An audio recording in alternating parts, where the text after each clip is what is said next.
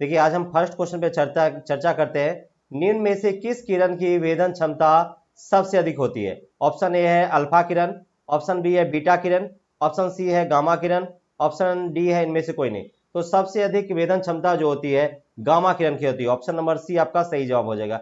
Alpha किरण alpha किरण से alpha किरण की वेधन क्षमता सबसे कम होती है। कि वेधन क्षमता सबसे कम, क्वेश्चन में पूछा जाएगा सबसे कम वेधन क्षमता किसकी होती है, तो सबसे वेधन क्षमता कम अल्फा किरण की होती है। अल्फा किरण से ज्यादा बीटा किरण की होती है। अल्फा किरण ज्यादा होती है बीटा किरण की। और सबसे ज्यादा अगर पूछा जाए तो सबसे ज्यादा किसका होता है, तो गामा किरण के। अगर और एक चीज और है तो अल्फा किरण के बारे में जान लीजिए। अल्फा किरण जो होता है,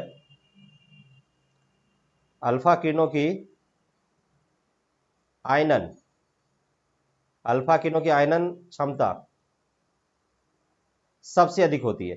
अगर पूछेगा सबसे अधिक आयनन क्षमता किसका होता है, तो अल्फा किरण का। अल्फा किरणों की आयनन क्षमता सबसे अधिक होती है। जिसकी वेधन क्षमता कम होगी उसकी आयनन क्षमता ज्यादा होगी, जिसकी वेधन क्षमता अधिक होगी उसकी आयनन क्षमता कम होगी। अगर पूछेगा सबसे कम आयनन क्षमता किसका होता है, तो गामा किरणों की सबसे कम आयनन क्षमता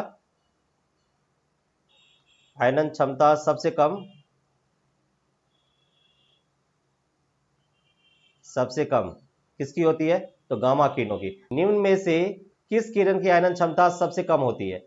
ऑप्शन ए है अल्फा अल्फा किरण। तो जिस किरणों की याद रखना है, जिस किरणों की वेधन क्षमता कम होगी, वेधन क्षमता कम होगी, उसकी आयनन क्षमता अधिक होती है। उसकी आयनन क्षमता अधिक होती है। अब देखिए जिस किरणों की वेधन क्षमता कम होगी उसकी आयनन क्षमता क्या होगी, अधिक होगी। और जिसकी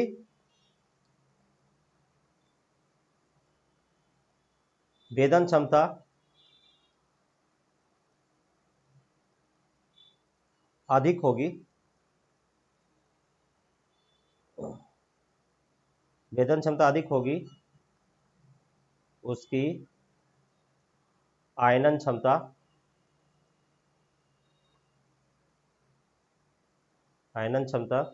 कम होगी। ये ध्यान देना है।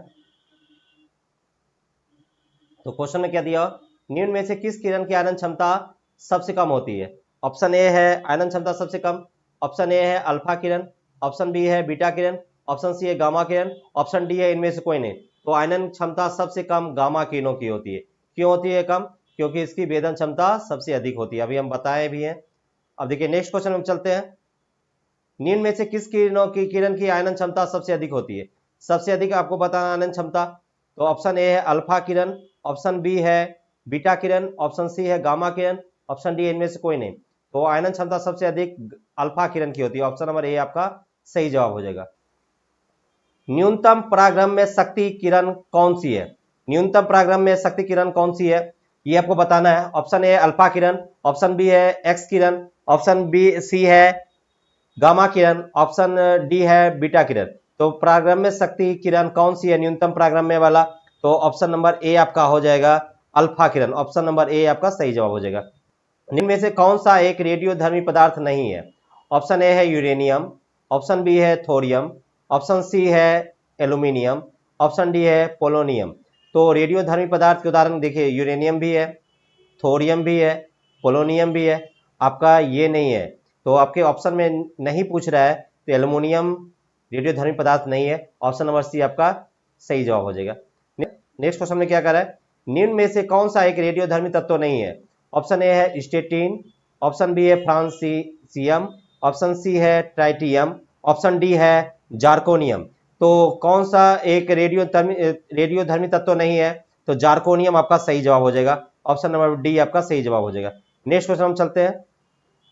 निम्न में से कौन सा एक तना है? देखिए तना के बारे में ये क्वेश्चन बहुत ज्यादा फंसाते हैं।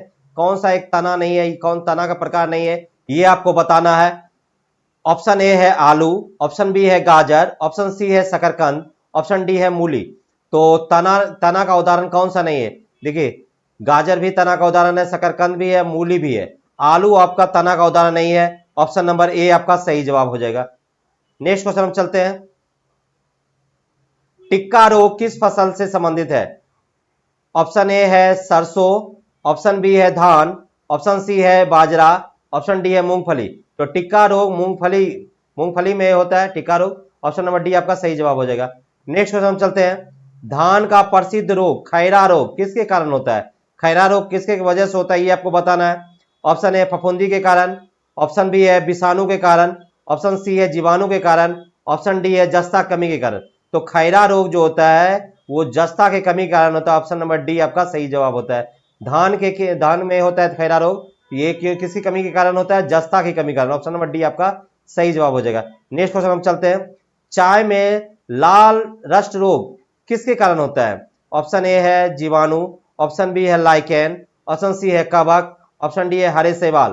तो चाय में लाल रस्ट रोग हरे शैवाल के कारण होता है। ऑप्शन नंबर डी आपका सही जवाब हो जाएगा। नेक्स्ट में क्या दिया हुआ?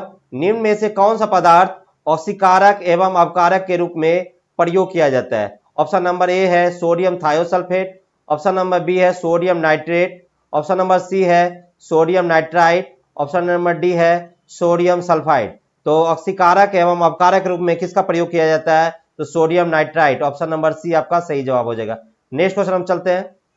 लोहे पर जंग लगना किसका उदाहरण है? लोहे पर जंग लगना जो है वो क्या किसका एग्जाम्पल है ये बताना है आपको। पहला है ऑक्सीकरण, ऑप्शन नंबर बी है अवकरण, ऑप्शन नंबर सी है बहुलीकरण, ऑप्शन नंबर डी है जस्तीकरण। तो लोहे पर जंग लगना ऑक्सीकरण का उदाहरण है। ऑप्शन नंबर ए आपका सही जवाब हो जाएगा। नेक्स्ट क्वेश्चन हम चलते हैं। किसमें क्लोरीन की ऑक्सीकरण अवस्था +1 है? क्लोरीन की ऑक्सीकरण अवस्था +1 किसमें है ये आपको बताना है। ऑप्शन नंबर ए है हाइपोक्लोरस अम्ल, ऑप्शन नंबर बी है हाइड्रोक्लोरिक अम्ल, ऑप्शन नंबर सी है zinc chloride, option number D है क्लोरीन। तो किसमें क्लोरीन की ऑक्सीकरण अवस्था +1 है? तो हाइपोक्लोरस अम्ल। ऑप्शन नंबर ए आपका सही जवाब हो जाएगा। वह पदार्थ है जो इलेक्ट्रॉन, ऑप्शन नंबर ए है इलेक्ट्रॉन को ग्रहण करता है, ऑप्शन नंबर बी इलेक्ट्रॉन प्रदान करता है, ऑप्शन नंबर सी प्रोटॉन देता है, option number D OH ion देता है। तो अम्ल वह पदार्थ है जो प्रोटॉन देता है। ऑप्शन नंबर सी आपका सही जवाब हो जाएगा। नेक्स्ट क्वेश्चन हम चलते हैं। वस्तु द्वारा बल लगाने पर किया गया कार्य शून्य होगा यदि वस्तु का विस्थापन, ये क्वेश्चन देखिए बहुत इंपॉर्टेंट क्वेश्चन है, VBA कर लीजिए इस क्वेश्चन को। किसी वस्तु द्वारा बल लगाने पर किया गया कार्य शून्य होगा यदि वस्तु का विस्थापन है। ऑप्शन नंबर ए सकारात्मक, ऑप्शन नंबर बी तटस्थ, ऑप्शन नंबर सी शून्य, ऑप्शन नंबर डी नकारात्मक। तो ये देखिए किसी वस्तु द्वारा बल लगाने पर किया गया कार्य शून्य होगा यदि वस्तु का विस्थापन भी क्या होगा? शून्य होगा। बस यदि वस्तु का विस्थापन शून्य होगा। ऑप्शन नंबर सी आपका सही जवाब हो जाएगा।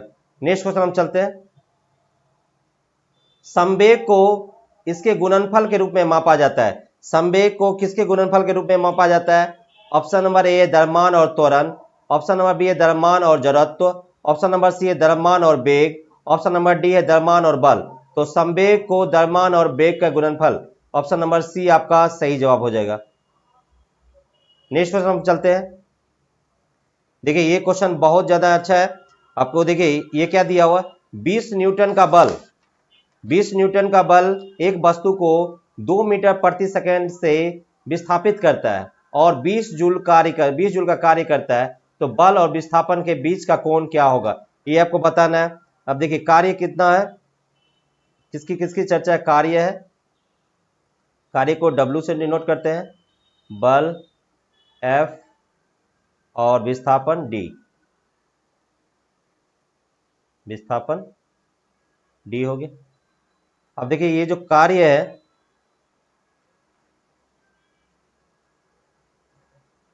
कार्य बल और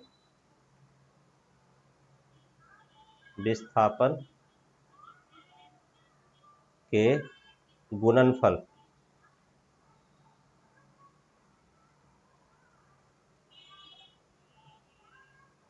कि गुणनफल के बराबर।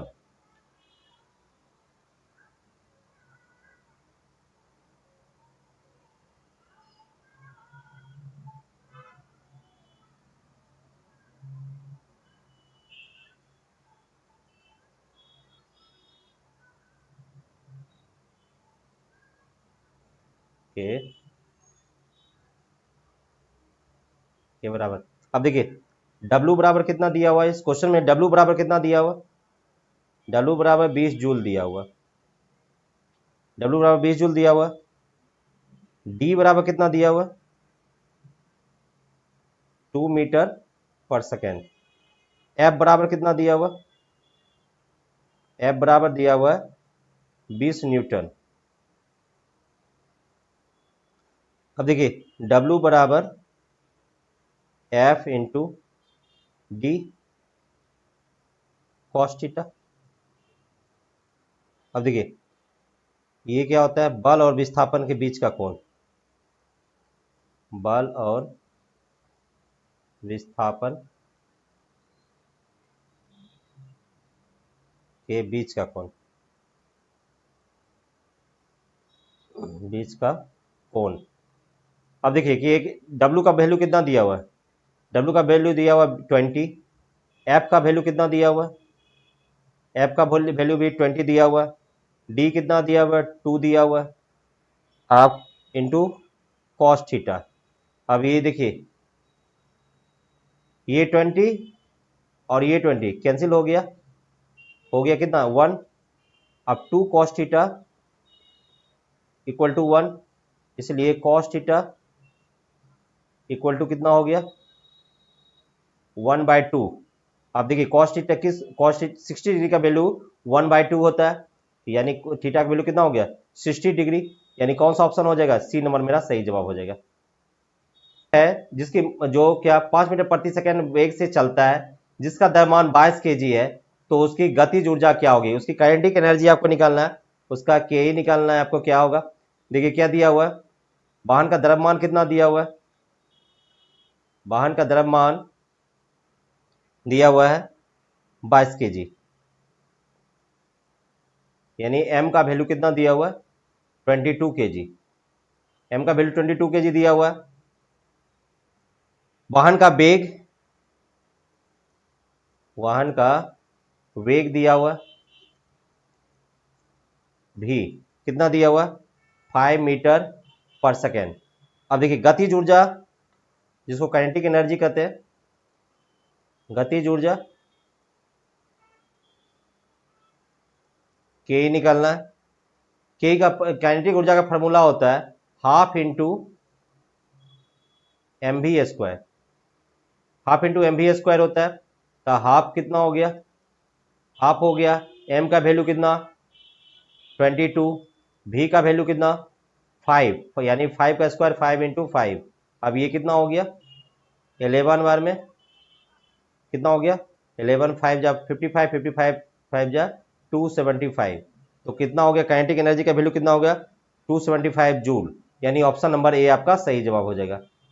नेक्स्ट क्वेश्चन की आवृत्ति सीमा क्या है, ऑप्शन नंबर ए है 20 हर्ट्ज से 20 हर्ट्ज और 200 हर्ट्ज के बीच, ऑप्शन नंबर बी है 200 हर्ट्ज और 2000 हर्ट्ज के बीच, ऑप्शन नंबर सी है 20 हर्ट्ज के नीचे, ऑप्शन नंबर डी है 20 किलो हर्ट्ज से ऊपर।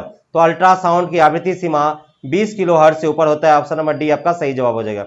नेक्स्ट क्वेश्चन हम चलते हैं, गोलीय दर्पण के मुख्य अक्ष के नीचे किसी वस्तु के प्रतिबिंब की ऊंचाई कैसी होती है, ऑप्शन नंबर ए प्रतिबिंब की स्थिति पर निर्भर करता है, ऑप्शन नंबर बी वस्तु की स्थिति पर निर्भर करता है, ऑप्शन नंबर सी धनात्मक होती है, ऑप्शन नंबर डी ऋणात्मक होती है।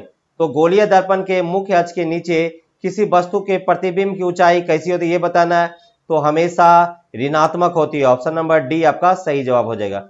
नेक्स्ट क्वेश्चन हम चलते हैं, सर्च लाइट का परावर्तक है, ऑप्शन नंबर ए समतल दर्पण, ऑप्शन नंबर बी अवतल दर्पण, ऑप्शन नंबर सी बेलनाकार दर्पण, ऑप्शन नंबर डी उत्तल दर्पण। तो सर्च लाइट का संबंध अवतल दर्पण, ऑप्शन नंबर बी आपका सही जवाब हो जाएगा।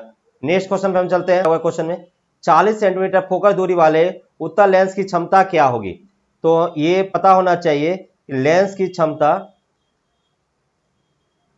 क्षमता डायोप्टर में मापी जाती है। लेंस की क्षमता डायोप्टर में मापी जाती है। अब देखिए आप क्वेश्चन में क्या दिया हुआ है, उत्तल लेंस का दिया हुआ है, एफ बराबर कितना दिया हुआ है 40 सेंटीमीटर फोकस दूरी, एफ बराबर फोकस दूरी है, एफ बराबर कितना दिया हुआ है 40 सेंटीमीटर, और 40 सेंटीमीटर को मीटर में चेंज कर लेते हैं। 40 सेंटीमीटर मीटर में चेंज करेंगे तो 0.4 मीटर हो जाएगा, बटे 100 करेंगे तो 0.4 मीटर हो जाएगा। अब देखिए आपको क्षमता निकालना है उत्तल लेंस की क्षमता। अब देखिए P बराबर क्या होता है, P बराबर होता है 1/f, 1/f। आप देखिए 1 बटे कितना हो जाएगा 0.40 इक्वल टू कितना हो जाएगा 2.5। आपको पता है ये लेंस की क्षमता किस में मापते हैं, डायोप्टर में, 2.5D। तो ऑप्शन नंबर ए आपका सही जवाब हो जाएगा। नेक्स्ट क्वेश्चन हम चलते हैं। किसी चालक का प्रतिरोध किसके व्युत्क्रमानुपाती होता है। चालक का प्रतिरोध किसके व्युत्क्रमानुपाती होता है ये बताना है। ऑप्शन नंबर ए तापमान का, ऑप्शन नंबर बी प्रतिरोधकता का, ऑप्शन नंबर सी अनुप्रस्थ काट क्षेत्रफल का, ऑप्शन नंबर डी लंबाई का। तो किसी चालक का प्रतिरोध अनुप्रस्थ काट के क्षेत्रफल का व्युत्क्रमानुपाती होता है। ऑप्शन नंबर सी आपका सही जवाब हो जाएगा। नेक्स्ट क्वेश्चन हम चलते हैं।